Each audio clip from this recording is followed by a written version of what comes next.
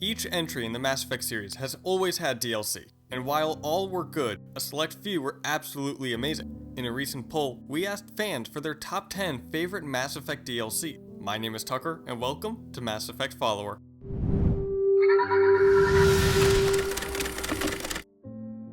Squeaking in at 10th place is Bring Down the Sky for the original Mass Effect. It brought players to the Asgard system, where a Batarian extremist group, led by none other than Balak, had hijacked a mobile asteroid in order to crash it into a human colony of Terra Nova. Despite being relatively short, the DLC introduced us to the Batarians, as well as providing us with exciting, although relatively unchanged, gameplay on a beautiful landscape. At 9th place, almost tied with Bring Down the Sky, is the Omega DLC for Mass Effect 3. It brought us back to our favorite hotbed of criminal activity and reintroduced us to the one and only boss, CEO, and Queen, Arya T'Loak. Many fans lamented the notable absence of our favorite jellyfish-shaped station in the 3rd installment, after it captured our hearts in the 2nd game. This DLC brings us back with varying supporting cast, new enemies, and an interesting storyline. Most fans would agree that the one most shocking moment of the trilogy was the destruction of the Normandy in the opening of Mass Effect 2. And while Shepard may have been able to recover from that, not all things are easy to fix. The Normandy crash site DLC provided fans with much needed closure, even if it did come in such a heartbreaking form. Arrival was a great entry in the Mass Effect universe, and the fans definitely agree with the awesome landscape, compelling story arc, and overachieving feeling of impending doom and pressure. We definitely got our money's worth out of this one. We won't spoil the surprise, but rest assured that your mind will be blown. Now, despite all of the Day 1 DLC controversy, there is no denying that From Ashes is a great piece of work from BioWare. Javik is incredibly well written, well voiced, and poignant at all the right times. We'll let you experience him yourself, so prepare to be impressed. After all, there's nothing more poetic than the last Prothean brought back from the dead to fight an age-old enemy. The square root of 906.01 is 30.1. Overload is another shining example of what a DLC should strive to be. New enemies, new story, new environments to play around with. Shepard is called in to deal with a rogue VI at a Cerberus facility. Get in, get out. Sounds pretty simple, right? It all seemed so harmless.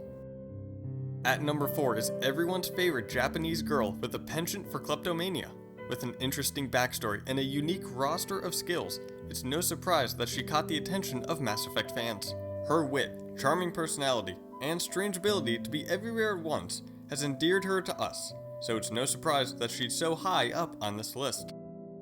What secrets lie down in the depths? Mass Effect 3's Leviathan DLC is definitely deserving of its top 3 spot. While not much is added gameplay-wise, the revelations contained within are definitely worthy of their own video. It changes our perspective on the entire franchise's lore, and it's definitely a crazy ride worth checking out. If you ask any Mass Effect fan what they think DLC in a video game should be like, they'll point you to Lair of the Shadow Broker. Amazing visuals, killer soundtrack, and an absorbing story. This masterpiece has it all. The ride takes you from the ritzy side of Ilium to the storm world of Hagalaz, where Shepard, Liara, and the crew take on loads of mercenaries, corrupt specters, and ultimately, the intimidating Shadow Broker himself. Lair of the Shadow Broker is a must-have for anyone playing through the 2nd game. Now, was there really any doubt about this one?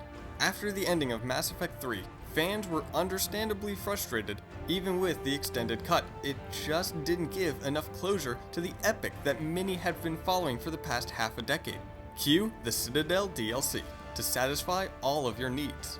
Its story reads like a bad fan fiction. The characters act like caricatures of themselves, and the plot is corny as hell, and we love every second of it. Whether it's Grunt being adorably irresponsible in a Krogan kind of way, Garrus's sexy tango, or Zaid's epic fight with a claw machine, every moment of it is something amazing. So it's no wonder the Citadel DLC won by a landslide, almost 100 votes ahead of 2nd place. It is the best send-off the series could have asked for. So what do you think about the DLCs? Is there anything you think should have been on the list? Want to tell us how wrong we got it all? Let us know in the comments below, and while you are there, give this video a like and hit that subscribe button, and I will see you in the next video.